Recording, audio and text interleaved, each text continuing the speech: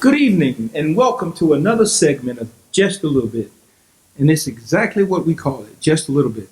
It's just a little bit of news and information coming from all over the black diaspora, including all news sources that we can get our hands on to. The Final Call, NAACP, NNPA, and the West Side Gazette. To start off with, there is a very interesting story in the West Side Gazette this week. It touches my heart. It is the story of two brothers who are boxing professionally, the Henry boys. Yep, and they had their first professional debut last month, and they won. So they have their up-and-coming match the end of this month, and we're looking forward to a victory. This COVID virus is wreaking havoc, so much so that LA is closing down its doors and asking for the ship of hope to come back and take on some of the COVID patients. They are dying at alarming rates. Centers for Disease and Control are being bombarded by questions concerning the vaccination. And speaking of vaccination, here in the state of Florida, we have experienced a plethora of mishaps. It seems that our governor don't have a handle to this and don't know how to handle it. His logistics of planning seems to be of none. The system for registering to get the vaccination has been bombarded and shut down, and now it's back up again. This COVID is wreaking havoc on us. Now, if you have an appointment, or if you don't have an appointment, you can't call to get an appointment. You have to go online and register. And if you have had an appointment in the past and for some reason you have lost it, please do not try to call. Visit the BrowardCovidVaccine.com website to reschedule an appointment. Attorney Ben Crump wants the white woman who attacked a black teen over her cell phone to be prosecuted. Black folk can't even own cell phones now. If the police are not killing us over a cell phone, then people are accusing us of stealing their phones.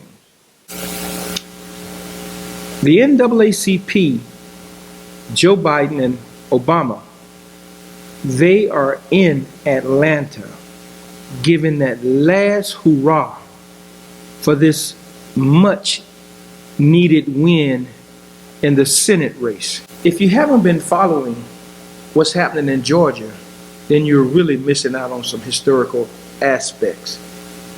From the brother Warnock, who is running for Senate, who's also a preacher at the Ebenezer Baptist Church, who also, well, read the history on that brother and understand the significance behind this entire race. I tell you, man, this COVID is out of hand. Please be aware, practice safety, wear your mask, wash your hands, and keep a distance. It's all for maybe not you, but for someone else. And that's just a little bit of news coming to you from all parts of the country. Thank you for joining us again in just a little bit. In this part of the show, Growing Our Voices, this segment, we like to focus in on our young people, listen to what they have to say, and highlight what they are doing. And today, we have a very special guest, Joy Nails. Joy is a 16-year-old who attends Fort Lauderdale High School and a very talented volleyball player. But more importantly than that, she is an entrepreneur specializing in skincare and hair products. And she's going to talk to us about her collection. Name of it is Pure Joy Collection. And I'll get it right. Let's welcome to the stage Miss Joy Nails. Hello, Joy. Hey. How are you? Good. How are you? I'm terrific and getting better. You know, I'm always amazed at our young entrepreneurs. I really am, and I'm really moved. And to say that I had an opportunity to talk to you at the beginning of your career, it makes me feel real good. Tell us a little bit about you. Well, I'm 16. I attend Fort Lauderdale High School. I play travel and school volleyball. And, I started this business because I was inspired by the Crown Act. And it was a project that I did last year in ninth grade. We got to choose what we wanted to write about. And I chose to write about the Crown Act. And that is, it stands for Creating a Respectful and Open World for Natural Hair. And I wanted to write about natural hair discrimination because I couldn't imagine someone discriminating me because of my natural hair. I'm always wearing my natural hair. So it was an important topic to me. And it's a California bill to protect people from of different races, but specifically Black people, from discrimination against hairstyles and their hair texture. So yeah, that's why I was inspired to start. That's great. I know at one point Broward County had an issue with the Crown Act. And Commissioner Holness had a forum on that. Joy, had I known you were writing about the Crown Act, your article could have appeared in my paper. We've been talking. Nevertheless, let's get to this. Okay, now you said that not only are you an athlete, you're on the travel volleyball team, and how are you maintaining your grades with all of this activity?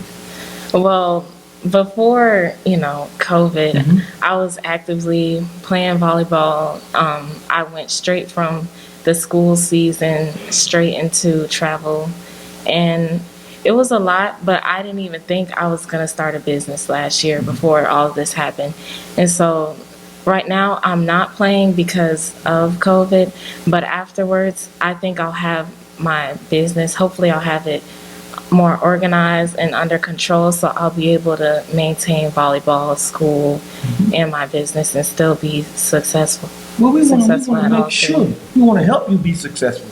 Okay, now I know you have a sister. Have you tried your products out on your sister? Yeah, she was like my tester, and my growth oil that I have right here, I used it on her because she had trouble growing her hair for the past few years. It was like thinner than mine, and I've always had thick hair, and she wanted thick hair and she wanted it to be fuller. So I started using this, and her hair got thicker, fuller. It was much healthier. Like her scalp was much healthier. Wait a minute, Joy. Now hold up. Now you didn't put any Elmer's glue in there or anything? No. Okay, so how do you find the ingredients? How do you you pretty good at science and math? That's my favorite subject. Yeah. Oh, okay. Tell me some more. It was just really a lot of research and seeing what other businesses were doing, so I could know what not to do and to stand out. So like I have hibiscus flowers in my oil, and that helps prevent and stop hair loss.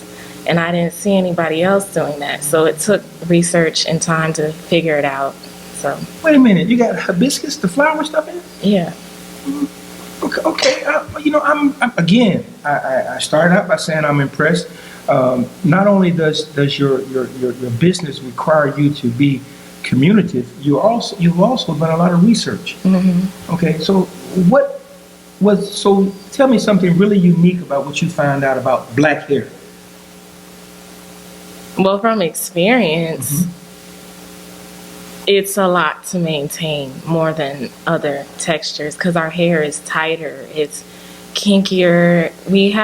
Black people have different textures of hair. Like I have type 4 hair, but I have a cousin that's type 3. Okay. So really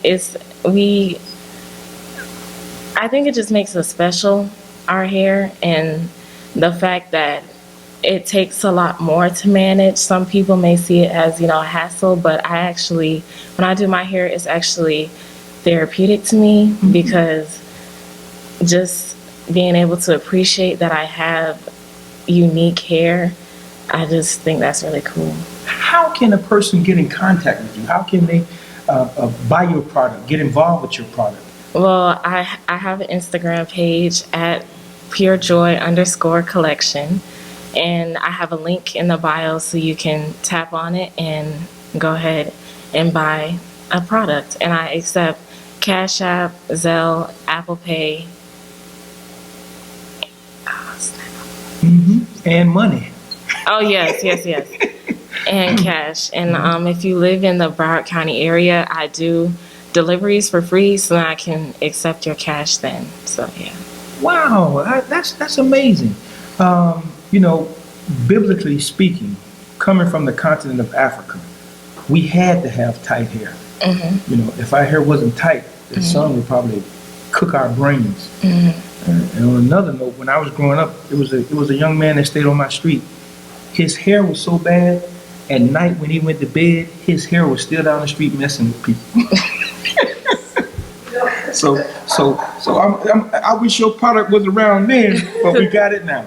Joyce, on a serious note, though, I want to become I want to purchase your product, and I want to see what I can do to mine.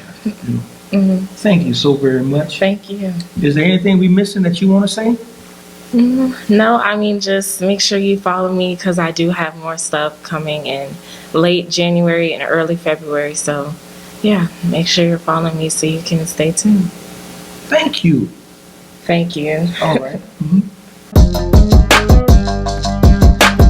Wow, it's always uplifting and enjoyable to have a show that really gives you a spirit of hope. And this Sankofa moment, the Twa word, which means to go back and get and fetch, we have a very bright and promising young man, if you will. He'll always be young to me, coming up. He is an educator. He has some international acclaim to himself. He is a great teacher, administrator, but most of all, he is a friend. So please join me in welcoming to the stage Mr. James Griffin. Mr. Griffin, man, it's always a pleasure. You cease to amaze me. From the first time that we came in contact with each other, you know, and ever since then, it's been one challenge, one bit of knowledge after that, and knowing who you are.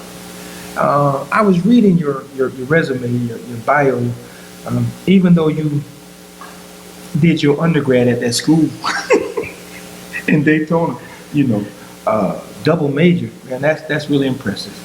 Tell me a little bit about that. Yeah, well, first of all, I would like to start by saying thank you for being a mentor. Thank you for being a coach. Thank you always for being an ear to listen to us and help us navigate a lot of waters. It's one thing to read in a book, but it's a whole other thing to be able to be out here in the field to try to change the generation and try to really make your dreams become a reality. But you need a pioneer like yourself to really guide us through that. And I want to thank you for that and all the work that you continue to do. Thank you. So yes, I went to the historical college, Bethune-Cookman College, the best college in the state of Florida. And while I was there, it's funny, I read a book and it talked about, because when I first went to college, I didn't know what I wanted to major in. And so I was doing work study and I was reading a book about black boys who would come to school in kindergarten being very excited about learning. And once they reached fourth grade, they would move to the back of the classroom because of the way they were being taught. So that kind of inspired me at that time. So I decided to go into education. And my goal was to get into education to give back because I wanted to, at that time, Star Wars was a real big movie back then. So I thought I was going to grow up and build robots like R2-D2 and things of that nature. But I ended up getting out in education, and we still having some of the same challenges we had back then in 1989 through 1993. Challenge of educating our minority young men. And so I got into that field, and we've been able to do some miraculous things. We've been able to change some lives. And I think that's what it's all about. We've been able to push kids from not with keeping you at your age group or your grade level, but being able to push you where your intelligence is. So we didn't want to necessarily give you a program where if you're in 6th, 7th, 8th grade, you did 6th, 7th, 8th grade math, but you had the intelligence or the brain power to do something more challenging. So one of the most inspiring projects I worked on was getting kids, by the time they reached 8th grade, when I was a principal at Lauderdale Lakes, getting them to take all the way up to pre-calculus. I remember Yeah. that. There was a young, as a matter of fact, and I don't mean to jump in, but I distinctly remember a young man who I could have been. You know, I mean, I could tell he was a hell raiser, but he won the bicycle because of his academics. That's right. You know, That's right. I'll never forget that. And the I work remember that you do, yeah. Yes. And it's people like you that come out and continue to inspire them because they just don't see grades, right? So I always remember when I reached out to you as we was trying to change their mindset and get them to do pre-calculus and chemistry for 8th grade. You stepped up to the plate and got them a bicycle, and that was touching. And you came out personally and gave it to them. Just didn't drop the bike off and just say, hey, here's the bike for the young man. So he got a chance to do some great things. No. Now, what gets me about you? Now, you got to tell me just a little bit about this.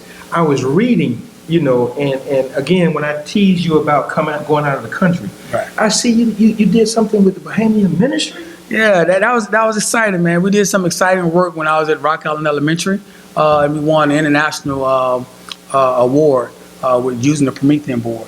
And the company always remembered me and kind of treated me like I was VIP. And the Bahamian ministry had the biggest grant to transform education over in Bahamas. And it's kind of unique over there. You know, a lot of people just look at Nassau and Freeport, but they don't realize that there are many different islands in Bahamas. And some islands may only have, is not populated as much. So the challenge they were having is you may have a school that have 1 or 2 third graders on this island, you may have 4 or 5 third graders on another island, but then in your bigger islands, they will have enough kids to have a full functioning school. So the company kind of outsourced me to go over there to kind of talk with the Minister of Education and work with the schools to try to see what we can do and how we can leverage it. And it's funny you bring that up because now we're in 2020 and we've had COVID, well now in 2021, but now in 2020 COVID dropped, we started using all these technologies. But what I was teaching them back then was how to take the Promethean board in real time and be able to teach a kid on the Nassau Island and then teach somebody who may be on Cat Island. So now all the third graders can join together and learn together on one platform. So that way kids can continue to, be promoted and continue to be our partners in education and just kind of inspire them to reach their dreams. And Mr. Griffin, I that's a marvel. There's another thing. You help your personal givings to fund the school, a construction of a classroom, free to children. What's that about, man? Well, I don't come from a rich stock family like yourself. Come on, man. So I didn't have a whole bunch of money, but I was blessed that some of my good fortune and my experiences and doing some great things in the community was recognized by our JM family. And when I was recognized by our JM family, by the way, you in the JM family, all right? You following me? Yeah. I saw some good things you did. I said I want to be just like him. So I noticed you won the award for the African American Achievers Award. So I ended up, they recognized my work. They gave me $10,000 to donate to a nonprofit organization. I donated to Free the Children, and they took that donation and built a classroom in India. So I was very excited about that. Man, you something else. You see, just trying to follow you. No. It's all good. You're doing something now at Board Henderson that you're trying to institute. You want to tell us about that? Yeah. Well, first I would like to say this is going to be our 50th anniversary this year. So I'm super excited to be the principal to lead Board H. Anderson into their 50th anniversary, and we got some great things planned. We also have some things that we want to recognize and bring alumni back and show alumni the different things so they can set their pace. I graduated from Dillard in 1989, and I was blinded by everything else that was going on in Broward County. But I want to tell you, once I stepped foot in Board H. Anderson High School, I would tell you it's one of the best kept secrets. As I didn't know from talking to you, you went to BA for that short stint of time. Yes.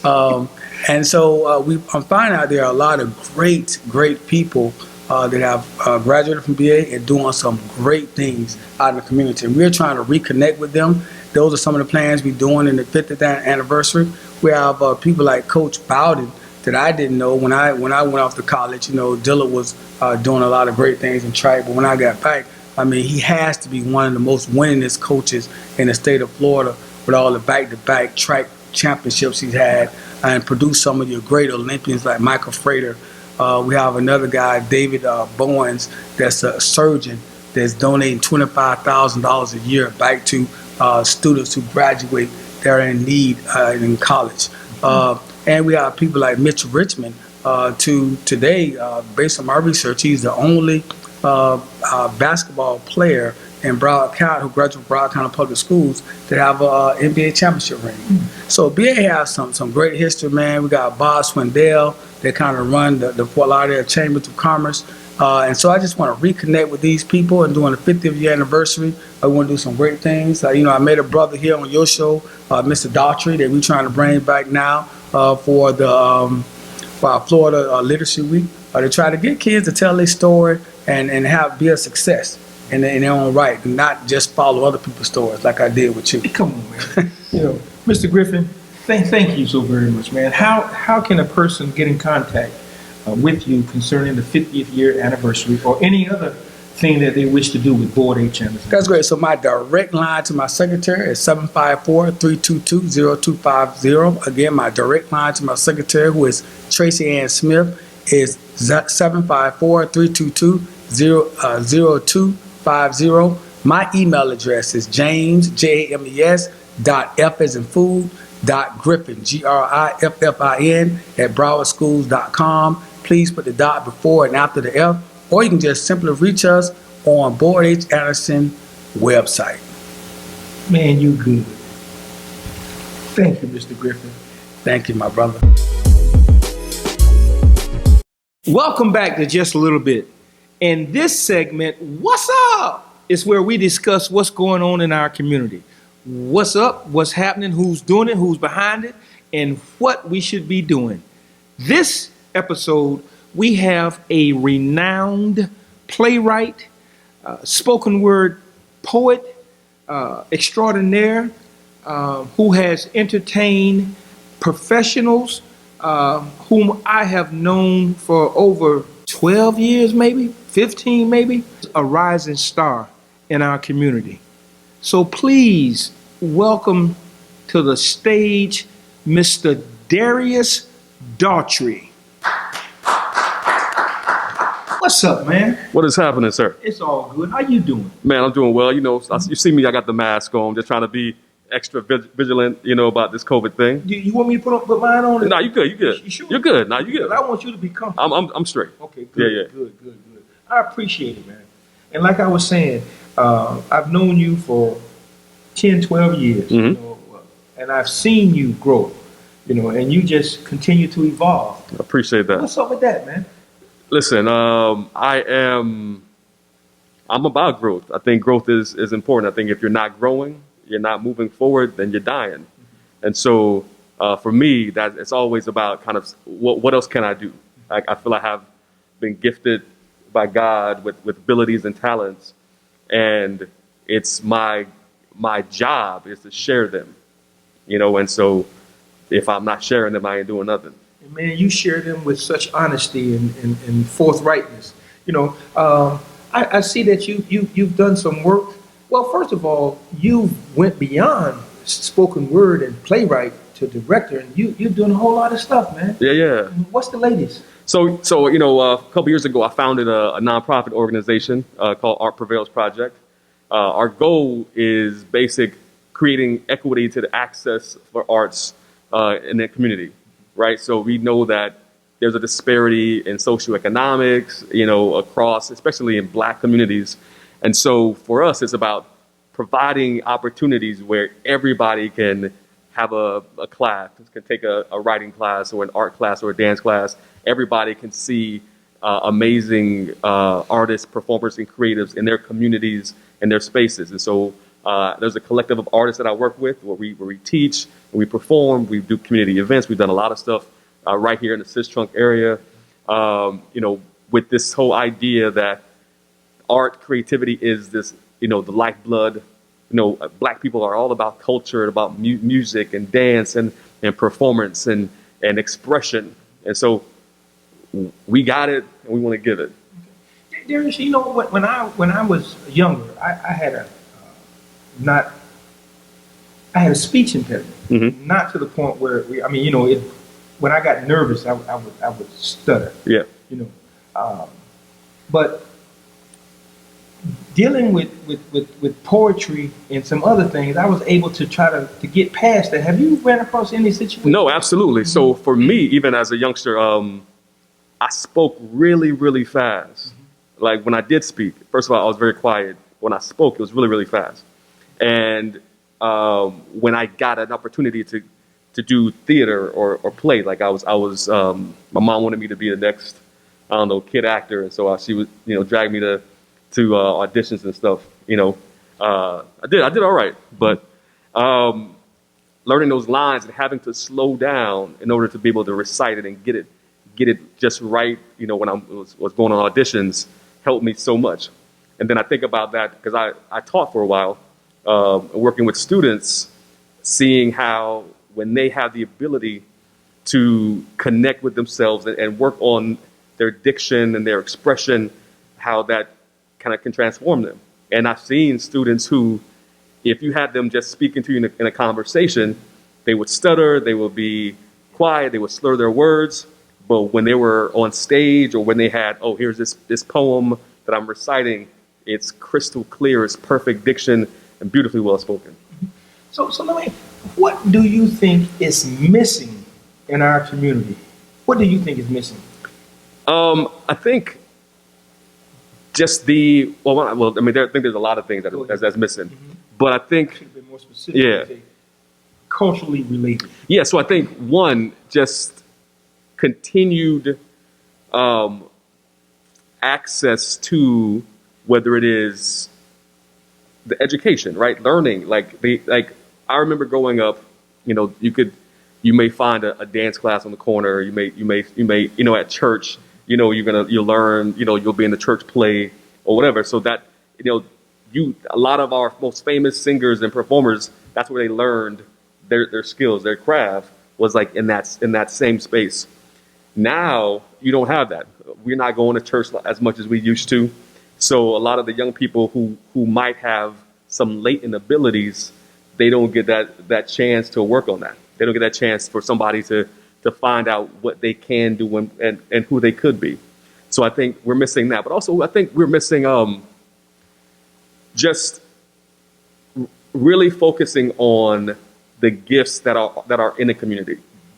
Very often we want to feel we have to go outside of our communities to find the talent and the artist, right? But there's so much that's happening in our communities. There's so many people who are extremely talented and have so much to say or to show that they just don't have this opportunity to showcase it or a platform for it. And so that's why I'm so glad that I've had an opportunity to work like with the Broward Culture Division, Community Foundation of Broward, these different organizations who try to support artists and creatives in order to try to bring that into the community and also help bring it out of the community. I see that you did some professional stuff. You dealt with Jason Taylor and Omar Chadwick. Yeah. What was that like? Yeah, it was cool. So I used to I ran a poetry program for the Jason Taylor Foundation, and it was connected to Omari Hardwick, and it was cool. It was great that an opportunity to really kind of talk to them and see these people who have made it to the, especially Jason, right, make it in a Hall of Famer, right, and all the work that he had to put in to get to where he was, and then also for Omari he started out as a poet, and then working and being an actor, and everything that he's had to traverse, and just having, so for me, like I enjoyed really like working with the young people, but on a personal level, selfish level, just the conversations that we were able to have and things that I always was able to pick up from them regarding just, their drive and motivation and things that it took to get to where they were, to which it helped me to see, I am on the right path because I got that same drive. I got the same motivation. I may not be a good football player. I got hurt in Little League and never went back, So, but, I got some stuff I can do. And so to see that. And That was good at great. it, too. Yeah, appreciate Yeah, that. man. Yeah. Yeah. Let me ask you this: the walls came tumbling. What's that about? Yeah, so that's my book of poetry. Is yeah, and the walls came tumbling. Came out last year, 2019. It was published by a local, a Miami-based publisher, black woman owned publisher, Omiyokun Books. And yeah, it's like I've been writing poetry for a long time, but like I was the first time that I've actually, had a book published, and it's a collection of poems that talk about everything from my childhood, from being black, what being black is about, from my perspective. But it talks about black women. It talks about my disdain for grits. It talks about yeah, man. I don't eat grits. Yeah, no, we don't eat grits. We don't eat not over here. No grits. Nah. Eggs over easy. Never. No, sir. Scramble hard. Yeah. Okay. Now, who is Darius Daughtry? Darius Daughtry is a grandson. He's a son. He's an uncle. He's a brother. He's an educator. He's a teacher. He's a black man who is fueled by all of those things, and that comes out in my artistry. Like oftentimes it's like I will put artists first, but I'm all those things first, and those things come out in my plays and my poetry and the work that I do in the community. It's all connected to all of those experiences that are really important to me. My upbringing, the women that have poured so much into me to help me be who I am today. Is there anything you want to leave with the audience? Yeah, you're gonna do a piece, right? Oh, I'm gonna do a piece. Word. Okay, cool. All right, so yeah, we'll do a piece, and we'll make this. I don't know. Do you want to? I can go in any direction. We want to be real and black, or like inspirational and this is the what's up segment. That's right. So What's up? All right, all right, here we go. I got dead black boys in my pocket. I don't leave home without them. I got my ritual. I grab my bag, my keys, ID, and 2 or 3 brown bodies that I buried betwixt the lint. They hold me down. They keep me weighted. They slow my step a little as the bounce in my bop. They cause me to stop, freeze. They squeeze my thighs, buckle my knees, and straighten my spine. More reliable than any card, credit, or debit, the dead get me right. They keep me quiet by screaming over me sometimes. In the summertime, you can smell them. See them spotting as blood drips down my legs. Sometimes they jingle like change, these boys, these dead black boys make music like tambourine.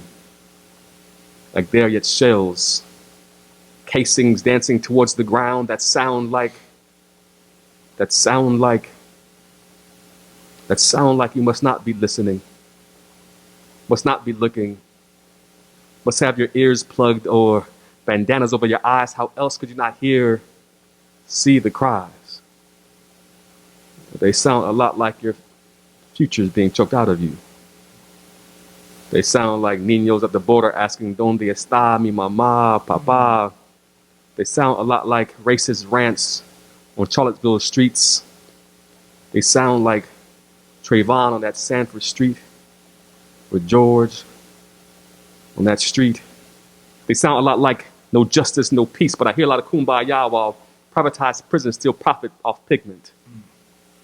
The adage goes, closed mouth don't get fed. So we scream instead, but our plates are still empty and our cups runneth over with lead. Maybe we're not screaming after all, and the sounds is all in our heads, and that's why you crack them open, hoping that the blood drops at a steady pace. Something rhythmic and palatable for you to nod your head and tap your toe, maybe whistle a sweet little ditty. Take that, take that. You don't want us around, you want us to stay back, stay back. The only time you listen is when we speak murder or Maybach, but we are singing revolution. It's that take back, that stay black, that payback. Holla if you hear me. Thank you so very much, Mr. Daughtry. No, thank you, sir. Brother? Thank you as always. Always. I appreciate you. Much love. Much love. Thank you. As we begin a new year, I want to leave you with this. What makes a new year new? Create in me a clean heart, O Lahema, and renew a faithful spirit within me. Do not force me away from your presence, and do not take the Ruach HaKodesh, the Holy Spirit, from me. Restore the joy of my salvation to me, and provide me with the spirit of willing obedience. Then I will teach your ways to those who are rebellious, and sinners will return to you. That's Psalm 51, verses 10 to 13. Celebrating 65 years of New Year's and trying to make heads or tails out of the difference can be extremely complex and disheartening. Yep, every year is filled with all sorts of self-made promises, disasters, complications, inappropriate actions, resolutions, and a lack of hope. Though we are forever saying that I'm glad when the new year comes, expecting something different while doing the same thing will get you the same thing. There comes a time when you have to face reality, and reality more than often begins with looking at the person in the mirror, embracing and expecting the fact that nothing is going to change, of course, unless that reflection looking back in is you and is willing to make a difference in his actions. Facing the reality of a need to change when we are constantly doing things to prevent positive movement or generating positive energy, we should begin to look inside. Change, though difficult it may be, it is a must if we are to move forward in a different behavior, thought process, and a fresh outlook. Every now and then that needed change convincingly would encompass flipping the script on this, the blame game. Instead of blaming, we might need to ask the question, what am I doing to create a situation of blame? At times, the answer is too complex. The questions, as it deals with the introspections, can be so simple, but because of our favorite need to be all that in a bag of chips, we can't see the forest for the trees. Biblically speaking, that beam in our eye prevents us from seeing our faults. If you want to experience the realness of a new year, then the truth is you have to be new. This newness is not store-bought, shipped by Amazon, or scientific induced. And outwardly you look like righteous people, but inwardly your hearts are filled with hypocrisy and lawlessness. The change requires time and some effort with no boastings. And no one puts new wine into old wineskins, for the wine would burst the wineskins, and the wine and the skins would both be lost. New wine calls for new wineskins. No, I don't know all the answers. However, if we search for a deeper understanding, guided by some wisdom asked for from an all-knowing God, I'm sure we can say with certainty, this can be a new year. And my prayer is, dear God of our weary years, and yes, God of our silent tears, you have brought us to this point of recognizing that nothing is new until you make it such. Thank you for allowing us to begin each day anew by your grace and mercies. In the name of Yeshua, our Lord and Savior, Jesus the Christ. Amen. Just a Little Bit is brought to you in part by Destination Sistrunk, Broward County Cultural Division, and Greater Fort Lauderdale Convention and Visitors Bureau. Destination Sistrunk is a door to explore Black history and heritage in Greater Fort Lauderdale. For more information, please visit www.destinationsistrunk.com. And I want to thank all of the people who joined us in this podcast, and to remind y'all that it's all good in the hood. Thank you.